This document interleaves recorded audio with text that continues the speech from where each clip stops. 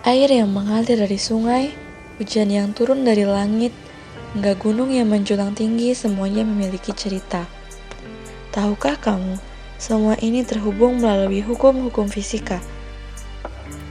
Dalam video ini, kita akan mempelajari siklus air dan siklus batuan, dua proses penting yang menjaga keseimbangan bumi kita.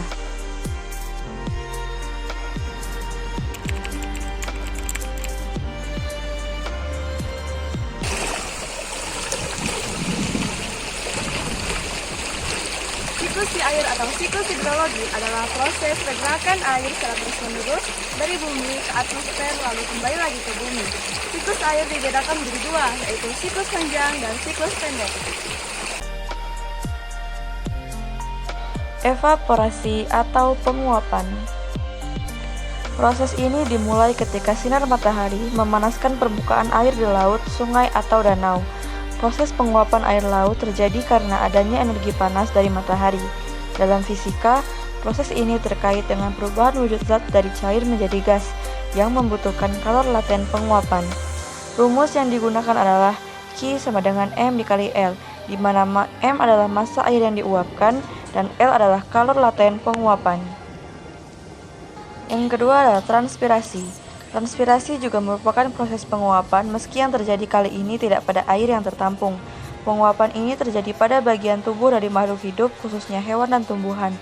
Molekul air yang ada pada hewan dan tumbuhan kemudian akan berubah menjadi uap. Kemudian, uap akan naik ke atmosfer seperti halnya tahap evaporasi. Tahap ini terjadi pada jaringan yang ada pada hewan dan tumbuhan. Lalu ada kondensasi atau pengembunan. Proses ini terjadi ketika uap air kehilangan energi panas sehingga suhunya turun di bawah titik embun atau dew point.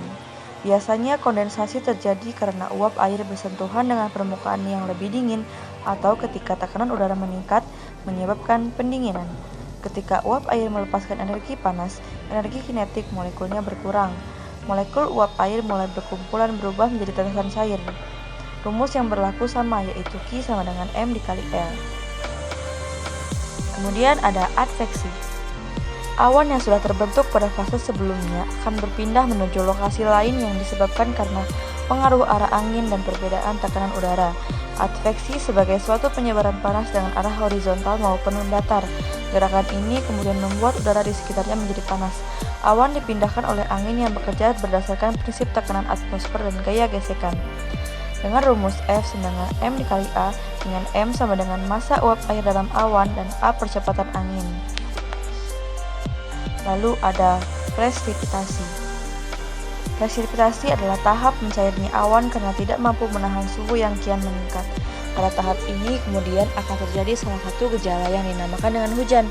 Jika suhu sekitar kurang dari 0 derajat Celcius, maka yang terjadi bisa hujan es hingga hujan salju. Air yang jatuh ke bumi sebagai hujan atau salju dipengaruhi oleh gaya gravitasi.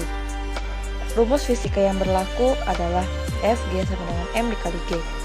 M sama dengan massa partikel air atau S dan G percepatan gravitasi. Kemudian ada run-off. Tahap yang satu ini memiliki nama lain limpasan, di mana pada proses ini air hujan kemudian akan bergerak. Pergerakan yang terjadi dari permukaan yang lebih tinggi ke yang lebih rendah dengan sebelumnya melalui berbagai saluran. Air akan mengalir melalui sungai, danau hingga mencapai laut sebagai tujuan akhir. Setelah sampai ke lautan, maka proses yang terjadi selanjutnya adalah evaporasi, diikuti dengan proses siklus hidrologi lainnya. Air dari gunung dan sungai mengalir menuju laut dengan energi kinetik yang berasal dari potensial gravitasi.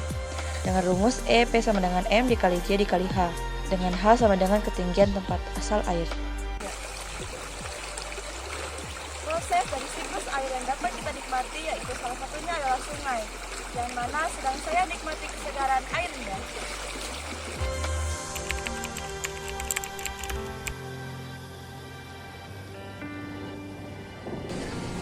Apakah kalian tahu bagaimana proses terbentuknya sebuah batu? Batu terbentuk dari proses siklus batuan. Siklus batuan adalah proses berubahnya bentuk magma ke batuan beku, kemudian mengalami pelapukan, kemudian menjadi sedimen, lalu menjadi batuan sedimen, kemudian menjadi batuan metamorf, dan kembali lagi menjadi magma. Siklus batuan dimulai dari magma, yaitu batuan cair dari permukaan bumi. Berjalannya waktu dan adanya tekanan yang meningkat membuat magma membeku dan terjadi proses kristalisasi. Proses ini bisa terjadi di bawah permukaan bumi atau di atas setelah terjadi letusan gunung berapi. Proses kristalisasi inilah yang menghasilkan batuan beku. Dalam konsep fisika dapat dijelaskan bahwa magma kehilangan energi panas dan saat mendingin dan membentuk batuan beku melalui proses kristalisasi. Rumus umum yang dapat digunakan untuk menjelaskan pembekuan magma dalam siklus batuan adalah persamaan Kalor. Yang kedua adalah pelapukan batuan beku. Setelah itu, batuan beku muncul di permukaan bumi lalu mengalami pelapukan. Proses batuan beku hancur dan terbelah ini berlangsung secara perlahan. Faktor yang mempengaruhi penguraian batuan beku adalah cuaca dari atmosfer, hidrosfer, dan biosfer. Salah satu konsep fisika yang relevan dalam proses pelapukan adalah pemuaian dan penyusutan akibat perubahan suhu. Saat suhu siang hari tinggi, batuan memuai. Pada malam hari, suhu turun drastis menyebabkan batuan menyusut. Siklus pemuaian dan penyusutan yang berulang ini membuat batuan retak dan akhirnya hancur. Rumus fisika yang berkaitan dengan pemuaian adalah pemuaian linear seperti berikut ini. Yang ketiga adalah pergerakan batu.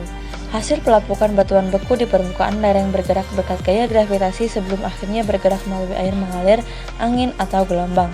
Partikel hasil pelapukan batuan beku dan zat yang larut menjadi sedimen yang mengendap. Pergerakan batuan hasil pelapukan berkaitan dengan konsep fisika, khususnya gaya gravitasi dan gerak benda di lereng. Ketika batuan berada di lereng, gaya gravitasi menariknya ke bawah, menyebabkan batuan bergerak menuruni lereng.